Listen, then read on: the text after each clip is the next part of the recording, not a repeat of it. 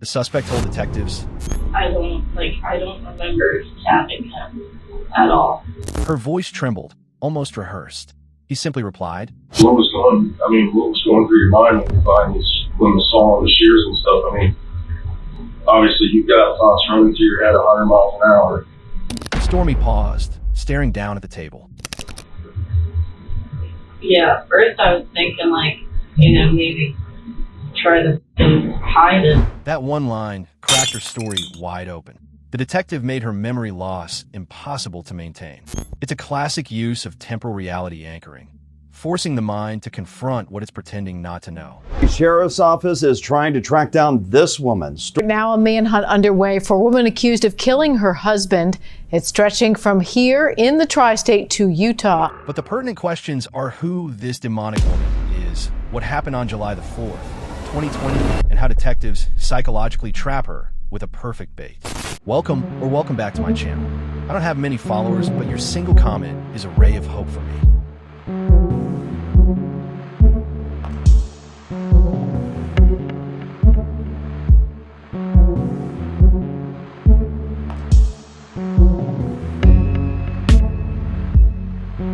On the night of July 4th, 2020, in a quiet Ohio neighborhood, the warm summer air carried the sound of fireworks as most families celebrated Independence Day.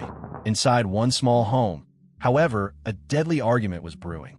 Stormy Delahanty and her husband Roman Roszczupkin had been drinking heavily throughout the evening.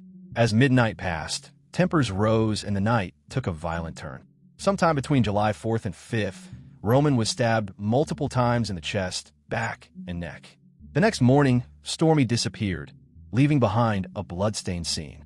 On July 6th, 2020, her brother Daniel discovered Roman's body wrapped in blankets and called 911. I haven't seen her with her husband in like 2 days, and I go into their room and I find his body is wrapped up in blankets. Detectives quickly realized Roman's car was missing and tracked Stormy's credit card trail across several states, through Indiana, Kansas, and Utah, before locating her in Las Vegas. She was arrested there, flown back to Ohio. The cops brought her in, and today we will look into the psychological aspects of the case. Some weird looks in the airport when the dude had to come into the bathroom and lock me up, and then we walked out together like, oh god, these people are looking at us like, What's going on here? yeah, what are you guys doing in there? And I was like, not what you think, not what you think at all. Delta's not too bad. Well, that's the first time I'd ever been on an airplane. You gotta be kidding. No. Wow. And I was like, That was an adventure then, huh? not at all excited. I'm like, I had a panic attack. Freaked you out? God. Yeah. Freaks me out. I've been on a lot of them. Do you want anything else other than that? Oh, no, it's fine. Oh, God, you saw one. Wow. They just made it, dude, like by minutes. What, in Minneapolis? Yes, they would have had to book her in the jail in Minneapolis. Oh my God. They just made it. Yeah, no one was looking forward to that. Did you guys literally have to run through the airport? We were speed walking. And then the older gent did run. And then he flagged us down a little tram car thing. I don't know his name. Brian. Yeah. Oh God. That's hilarious. But yeah. So did Stapleton have you laughing the entire time pretty much? The other guy? The other guy, he was very tired. Really? He was very tired. He wasn't so tired to make jokes about us. Pissed off at the fact that, like, okay, so we got to the airport at like 9 o'clock, I think. Mm-hmm. And the thing was for like 11:45, but as soon as we bought the ticket or we checked in or whatever at the front counter, that's when the lady decided to tell us that it was going to be delayed until 2. So that guy was extraordinarily upset from the time we left the ticket because he was like, this is how it always goes. There's always something wrong. Blah, blah, blah, blah, blah. I'm not going to get home until this time.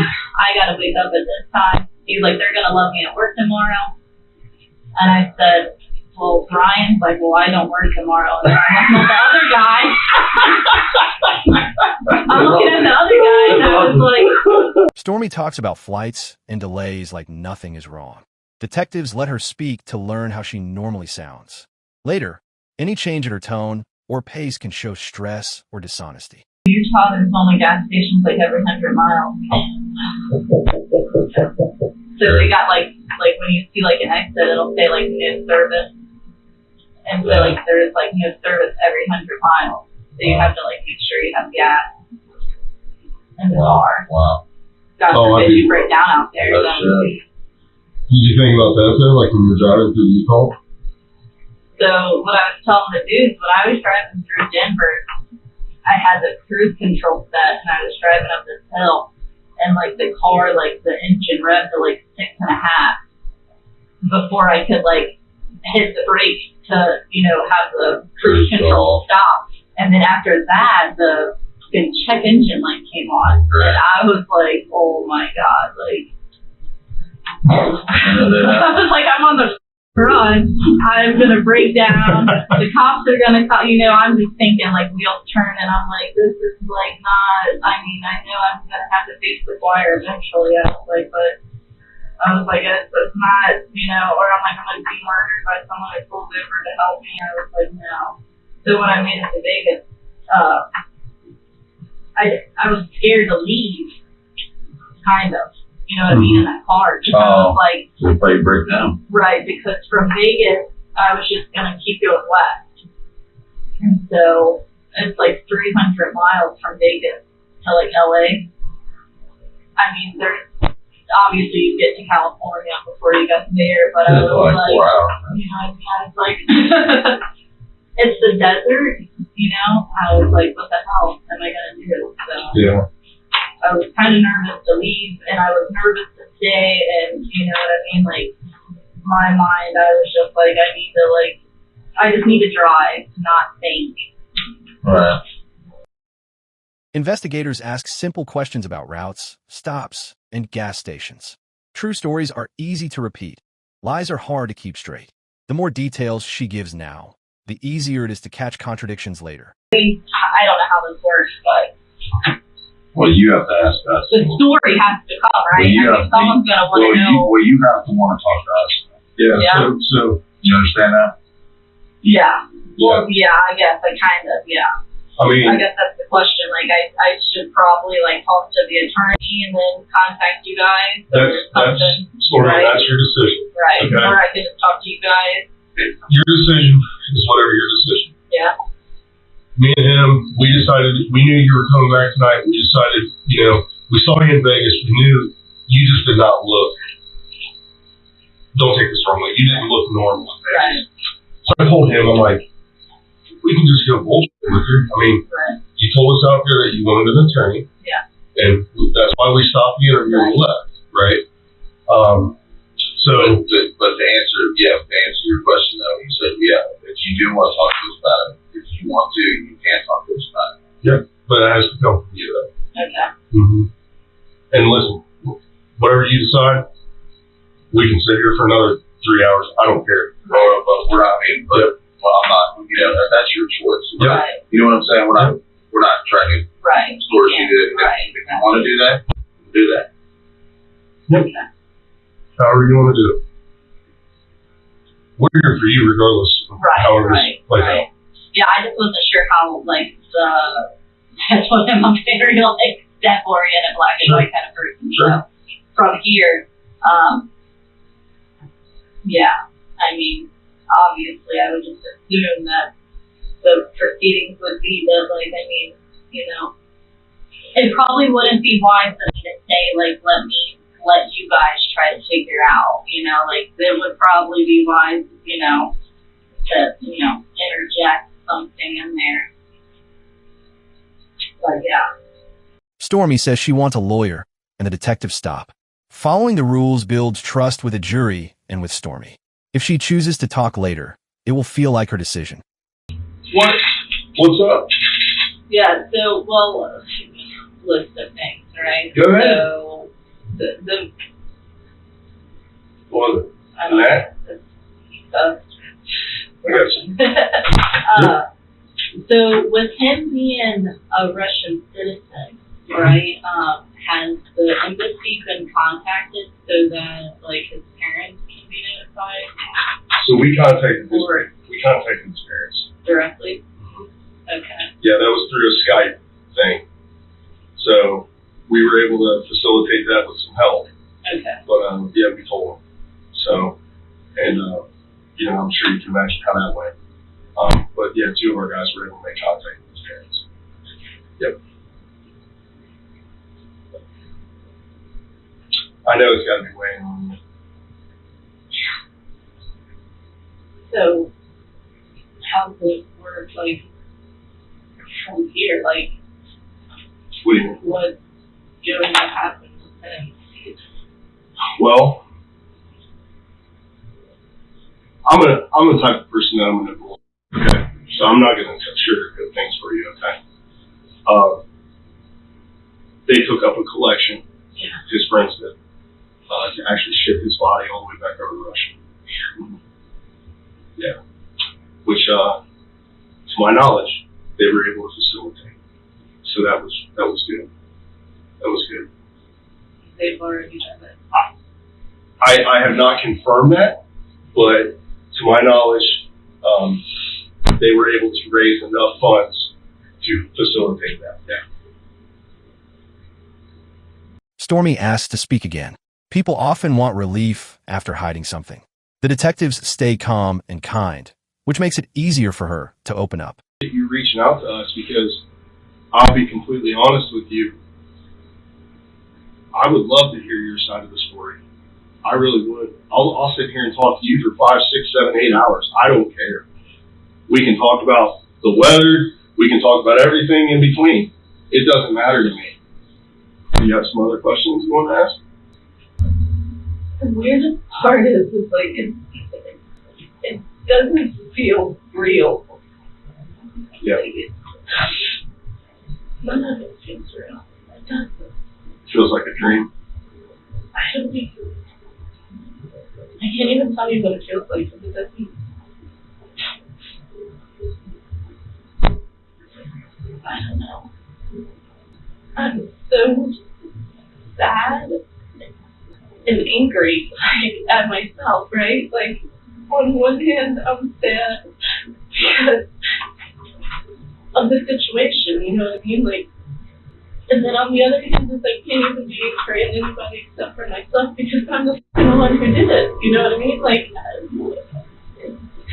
it would be easier, you know, in most circumstances, you have someone else to blame, right? You have something you can at least just say, like, oh, it's not my fault, right? Like, just, you have someone to lash out at or someone to do, or, you know, you have someone, like,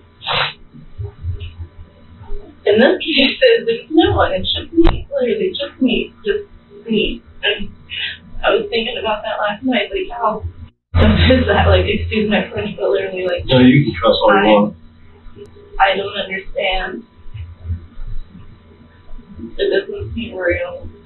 It's not good. And then, like, the last thing I have to ask you is who reported that? Was it Daniel? Because I don't even know how to address that one. You know what I mean? Like, Yeah. Stormy shifts from small talk to guilt. She says, it's just me. I did it. The detectives do not interrupt. They let her keep talking and capture every important detail. I said, I meant when I said I really deal with 20,000 for my rest of my career. And I said, you know what the thing is? I actually think she's kind of cool. Like, I like her. Like, she's cool people. And he goes, I was just thinking the same thing. And that's what I mean. Like, you see who you are as a person, not what has happened. You know what I'm saying? right. You know, the worst part is like, all those people, and they're just like, they think it's the coolest thing ever. Mm-hmm. And like, it really is. And they just want to talk and talk and talk and talk and talk and like have no regard. You know what I mean? They think it's a joke. I can tell that you care, otherwise you wouldn't be crying and you wouldn't have that band wrapped around your left finger still. You're used to having something on there. It hurts. And it hurts, and it hurts, and it hurts. But I don't want to tell you what happened. I don't even know where to begin. Wherever you want Because to. it's like, the easiest way I can like even begin to like describe it is like, you know, one of those little flip books. Like, imagine just taking out sections and then playing it. Because most of it I don't remember. Honestly, I don't. Yeah, that's why. Because I was extraordinarily intoxicated. Like, really, really, really intoxicated. I mean, if you want to start wherever you want to start, that's fine. It's up to you. Wherever you feel best. You want another one? Yeah. I have to take some deep breaths here to get through this one because this is sad. I understand. I get it.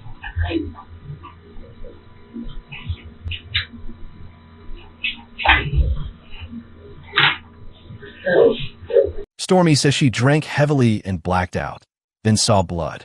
Saying you were drunk does not erase responsibility, but it can explain confusion. The detectives keep her focused on what she did and when. yeah. I don't remember stabbing him at all.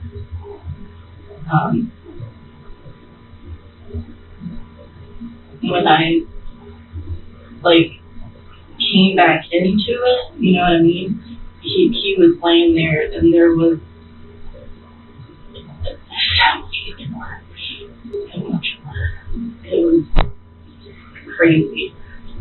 And then just, like I said, like something, it was like being a marionette, you know what I mean? I remember starting to clean up the blood. And this is all like in the living room area? Like as soon as you walk in the door, just like right there. Right there? Yeah. I just remember like wiping it all up. I What were you using to got wipe it up? a garbage can or something. Yeah. I don't know. I remember going to get a towel. Towel? Yeah. And it was just like wiping and wiping and wiping. And then I guess I kept cleaning, I don't know. You know what I mean? Like there's so much that's like not even there. And that's, for me, like I feel grateful, you know what I mean? On one hand that I don't remember it. And then on the other hand, it's difficult because I don't understand what happened. She describes wiping up blood, wrapping the body, and dragging it. Cleaning and hiding evidence can show awareness of guilt. The detectives note each step because these actions matter in court. So you may have actually physically moved them on from blankets, what you're saying. Okay. Yeah, because I remember pulling him a little bit out from the, like when you first walk in the apartment. Because that's where he was laying at. Like, you wouldn't have been able to, like, open the door. You know what I mean? Yeah. Because he was, like, right there. So was he trying to leave? That's what I'm saying. I don't know. You don't know? Like, honestly, I promise I don't remember any of that. Okay. Because that's what I'm saying. I don't understand what transpired. I remember, like I said, he threw me off the bed and had me, like, pinned, you know, with my arms back and forth. And then after that, the next thing I remember is he is just lying there. Yeah. You know what I mean? So, I don't know. I know I have a problem with, like, blacking out. You know what I mean? Like, You said you have had a problem doing it? like blacking out drinking? Yeah. Because of the amount that you drink? Yeah. Yeah. Yeah, that's nothing new. So that was pretty much kind of like the point that you would drink sometimes, is black out, and then would you wake up the next day and kind of like, what the hell happened? Is that what you did? There's a lot of those nights. A lot of those nights? Yeah. Yeah. Just like the same thing happened when, like, the second DUI, you know what I mean? Yeah. Like, I don't remember wrecking my car. I don't really remember, like, running from the police and all that, you know what I mean? I don't know if it's how much I drank or what I drank, you know what I mean? Sure. I mean, it could be a combination of things. It could be what you drink, how fast you drink it. You know, all those things can be taken into effect, especially if you're drinking a higher content of alcohol drinks. You know, you're not just having, 3, 4, 5 Bud Lights. I mean, if you're drinking harder stuff and you're pounding it like it's water, yeah, it's going to catch up with you real quick. And then, I remember, dragging down the hallway into the bedroom. I don't know what I did after that. I guess I fell asleep somewhere in there, you know what I mean? And then the next day, like, I didn't leave my room at all. So, I know Daniel came home at like 4 a.m. on the 4th. So all that's already happened, right? Yeah. Stormy admits she bought shears and a saw, then panicked. Even planning to hide a body is powerful evidence. Receipts and store cameras will back up that timeline. He said something, I don't know. I just opened the door, I let him in, I shut the door, and I went to my room. So, I know you said you don't remember quite a bit, but you know how you have the blinds on the sliding glass door? Yeah. Do you have any idea how blood got on those? No.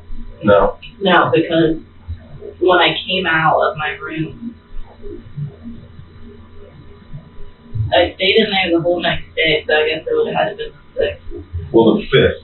So it would have been the 5th. So Daniel comes home at 4 a.m. on the 5th. Yeah, I didn't leave my room. Okay. And then he went to work at like noon and told him that Roman couldn't take him to work because he was sick. Is that correct?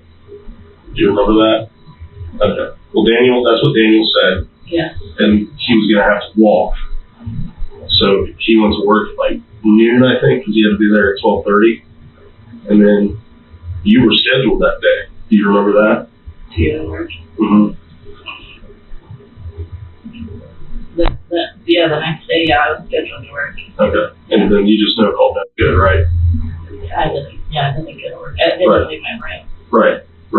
Like the entire day. So at what point in time during the day did you actually finally come out? I didn't.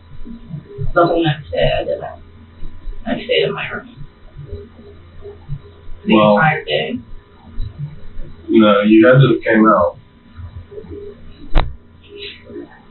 You did, because you made some purchases on the 5th. Were you still intoxicated? That day? Mm-hmm. On the 5th? I don't remember coming out at all. I thought I stayed in my room that whole day because I kept drinking. Detectives test her timeline against the records, Daniel's calls, work hours, and purchases on July 5th. Her memory wobbles, but the data is firm. I thought I stayed in my room all day because I kept drinking the rest of the liquor. On the 5th, when you stayed in the room? Yeah. Yeah, you were out and about on the 5th.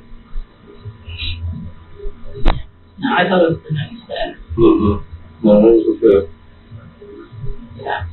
And then, I did. I went, like, I didn't know what to do. You know what I mean? Yeah. And I felt like, I don't know if I was like in shock or like what it was, but I guess when I realized like he wasn't waking up ever, like I didn't want to be there. You know what I mean? Yeah. So do you remember where you went when you went shopping? Yeah, I went to a hardware store. Do you remember which one that was? I don't know. Oh. And then I went to Kroger. And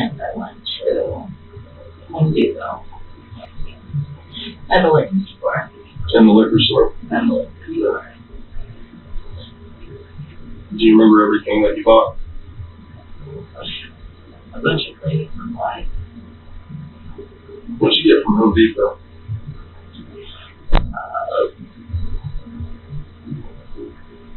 Some shear cutters and a saw. Yeah. Is that because you were freaked out, kind of panicked and shocked? Yeah. I walked around Home Depot for quite a while. Stormy says she kept drinking and could not decide what to do. She thought about calling the police, but chose to leave. She claimed she was frozen, not trying to hide the crime. Theorize or think about what you would even said if you were called? No? You just thought about calling? Yeah, I was like, I mean, I could call the police or I could leave, you know what I mean? Sure. And somewhere in there just to leave. I left. Yeah. That would have been on the 6th. Yeah. Mm-hmm. And then I left. And I'm not from up here. I just kind of wanted to go back to Kentucky. So Yeah. that was where I went. Got more liquor. Where'd you go? Where? Like in Kentucky, when she got into Kentucky, To Covington. Covington. Yeah. Is that when you went to the Radisson? Yeah. I got more liquor in Newport. And then I went there and checked in and just stayed there. And started drinking again Where were you when Tyler called you? at the rest. You were at the Radisson. And then you checked out the next morning? I just left. Oh, you just left? Yeah. Okay. Checked in, left before checkout or whatever, I guess. Yeah, I don't know what time I left. It was daylight though, right? Yeah. Okay. And is that, at what point did you decide that you're going to go, or was it just, you had a spur of the moment, you decided that you're just going to drive? I mean, did you have a plan of where you were going at that time, or did you think about it at the Radisson and say, well, fuck, I'm going to go to Vegas? No. Or, no? No. So when I left the Radisson, I got in the car and I didn't, like I said, I didn't know what to do. You know what I mean? Yeah. She drives to Kentucky, checks into a motel, and keeps drinking. When her family calls, she answers from the room. She leaves in the morning with no plan and no help. So I left and I just got in the car and started driving. And then I was driving north. And then I seen the signs to go west. And then that's all I did. Just followed the signs to keep going west and west. So, When you said you were going north, would that have been 74? Do you remember? Did you ever hit Indianapolis? I don't think I made it all the way to Indianapolis. Where did you get on 70? Do you remember? Because I mean, that's how 70 is the only way that you can get out that way. Mm-hmm. Yeah, I remember. No, I went down that double-decker bridge. Cincinnati. That connects Cincinnati and Kentucky. Yep. Instead of like going like into downtown Mm-hmm. and going the highway that way, I went straight, like around Cincinnati, I guess. And then there's like an exit that's like to go to Indianapolis. I'm gonna just look on a map and refer, because I just want to make sure I'm following you here. Yeah, I don't know exactly what the highways are called. I've never been good at that one. But I know like when you go across the double-decker bridge, you go. On the road, she follows signs west. Investigators later map her trip through Indiana onto I-70. Gas stops and card receipts confirm the route better than her memory does. So, yeah, you basically hit the outskirts, because they got like an outer belt that goes around Indianapolis. So you would have hit that, the southeast belt, and then went around, and then hit 70. Because that's when 70 will take you all the way across.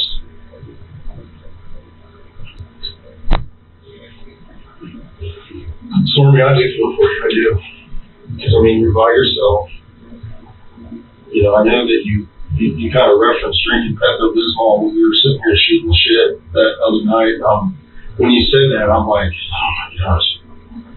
You know, I feel for you. I really do. Because you're alone. You don't have anybody to talk to about it. Yeah. I just can't imagine.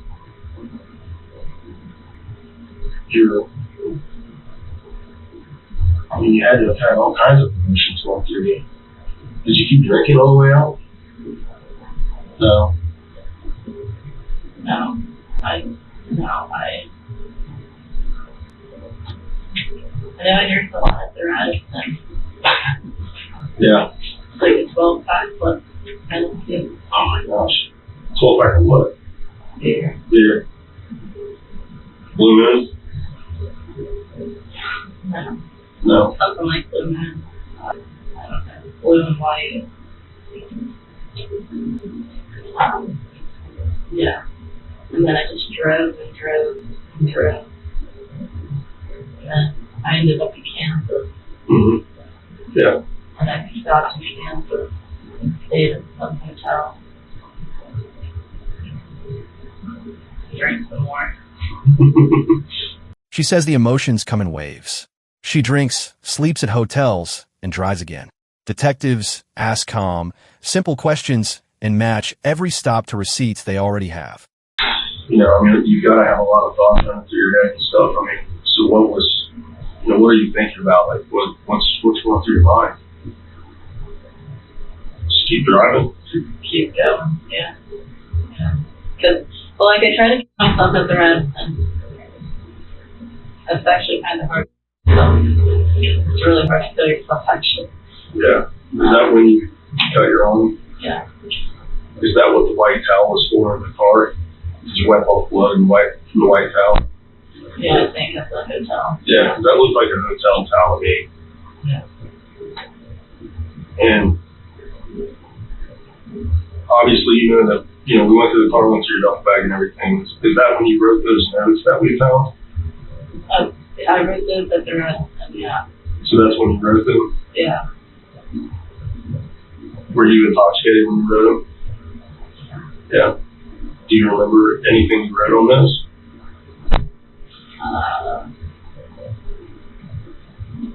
I remember writing one about him, like who he is, and to contact me on whiskey. And then I wrote one about me, right? And to me, I didn't plan on anything. So yeah. What did you use to cut your arm? Knife. What kind of, I mean, where's the knife coming? I took them from my house. Oh, so those was a knife that you, okay, so those came from the house, the one that were found in the car? Yeah. Okay. And those, so since you took those, I can only imagine that that's what was probably used that night. I guess, I don't know. They were just in my room. Both of those knives were? Yeah, in my bedroom. And then the pillowcase that you wrapped them in, where'd that come from? Your room? I don't know. That was nice. She admits she tried to take her own life. There are cuts on her arm, a bloody hotel towel, and notes written while drunk. The knife in the car came from home. Talking about your duffel bag? No, I didn't know. The Adidas bag. The one that you were carrying with you at the Radisson? Yeah. Which is the one that you were carrying out of Boulder Station when Vegas got you? No, this is a tiny bag. Oh, it's a tiny one? Yeah, okay. like one of those little tiny bags. Like a full string? Yeah. Oh, okay. Okay. Yeah. Okay. That came from my house. I remember, yeah. Put the knives in there. Because, like I said, it's really hard to do yourself, actually. I don't know if you've ever tried, but it's a lot harder than one would actually imagine. And just to keep honest with you, I haven't, but yeah. because I can imagine gonna because try to do it at the house, and then when I was gonna do it at my house, I was like, well, I don't want Daniel. oh yeah, You know what I mean? Yeah. I was like, I don't want my little brother to come in there and like yeah, and That was- see that. You know no, what I that mean? was So that's why I think, like, when I left, that's why I was leaving, you know what I mean? Because I was like, I really didn't plan on making it that far down the line, you know what I mean? I just figured, that later, I figured I should just leave. And then I would just, you know, put myself somewhere else. And I went and bought like a lot of aspirin, you know what I mean? Because I was like, well, maybe I could just like, you can actually cure yourself with aspirin. If you Overdose eat so on many, it, yeah. You know? Mhm. So I went and bought a couple bottles and thought like I could just check into the hotel, eat all the aspirin in the bottles, you know, keep drinking, and then hopefully not wake up. She says she bought aspirin and considered other ways to die so her brother would not find her. A phone call from family interrupts that plan. Detectives record this as evidence of her state of mind. Not in large quantities, no. No. so that's pretty much, you know, when you, I call them what, and there's a term for like when somebody attempts, it's usually like hesitation marks or whatever. So that would make sense as to what was on your arm. Do you still have those? Yeah. Yeah. You just did it twice. No, there were more. Oh, they healed up though? Yeah. Okay. Yeah. I don't recall falling asleep at the Radisson, but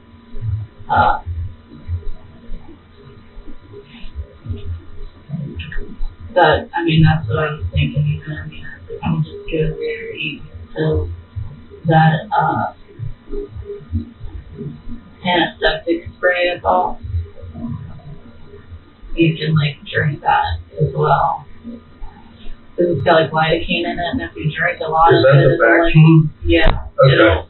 it'll like lidocaine, and if you drink enough of it, apparently according to the internet, like one, it'll like close up your throat. You know what I mean? Yeah. So like my it's just like what I was thinking is like my didn't have any intentions of leaving Radisson. You know what I mean? Yeah. I just figured I'd eat the soda strength of whatever that stuff was, and I had the knife, I guess, just in case. You know what I mean? Like,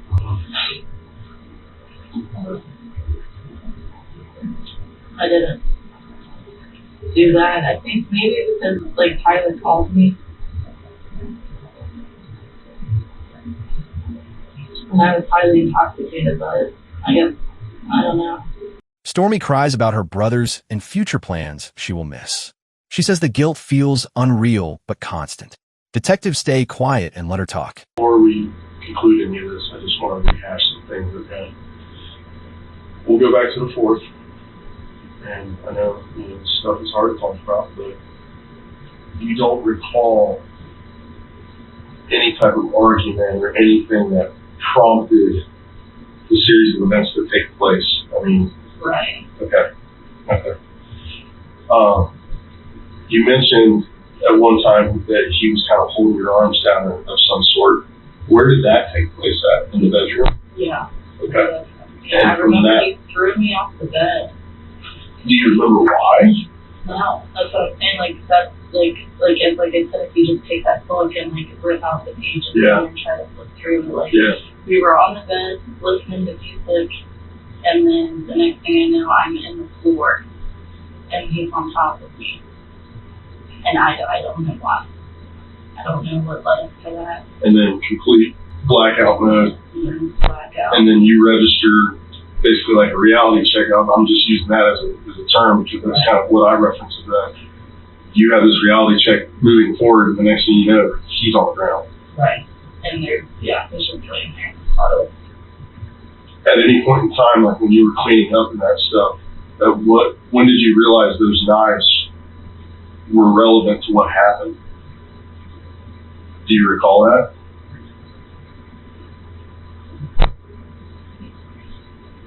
Not really. I think they were sitting on, like, beside him. A little, like, just, I don't know if you know what my apartment looks like, but, like, when you walk in, so there's, like, that little, like, area, right? Mm-hmm. And then there's, like, the closet. And it's like if you were going to walk into the living room, like, they were laying right there. Okay.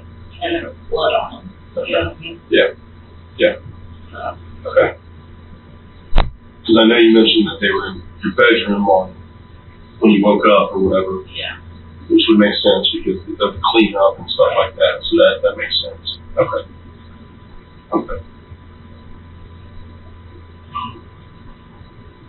That makes sense now. I'm just making sure I don't have anything else that I need to ask you or anything that I wanted to know about. Is there anything that we haven't talked about that you feel that I should know at all? No. Well, Detectives return to the key facts: a struggle in the bedroom, a blackout, the knives, and the cleanup. She cannot describe the stabbing, but admits dragging Roman on a blanket. These acts suggest awareness of guilt. it was my day off. So, just racking my brains, trying to see if there's anything else. I mean,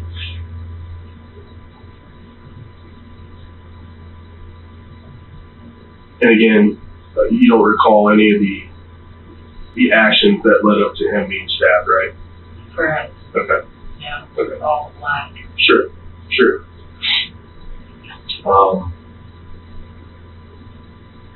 Obviously, we know when you went around to the different stores and whatnot, that stuff remained in the car from the time that you left until the time you went to Vegas.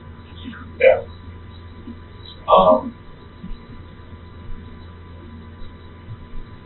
told you I'd get everything to Tyler. I'm just making sure I don't have anything that I missed to tell you about. Yeah, I think that's about it. As you know how to get a hold of me. And my office is right in this office too, so it doesn't take much for me to walk over here or anything like that. So if something, you go to sleep tonight or whatever, and all of a sudden you're like, oh, I forgot to tell them about that or whatever, don't hesitate to do exactly what you did before. Right. And tell them that you want to talk to me, and then I can follow up with you right away. Like I said, I was going to come last night, but I just couldn't. I couldn't do it. And that's why I told him, I told Sergeant Davis, I was like, go back there and tell her I will be there tomorrow first thing, as soon as I can get there. So, for me, I'm glad you got your side of the story out there. I really am.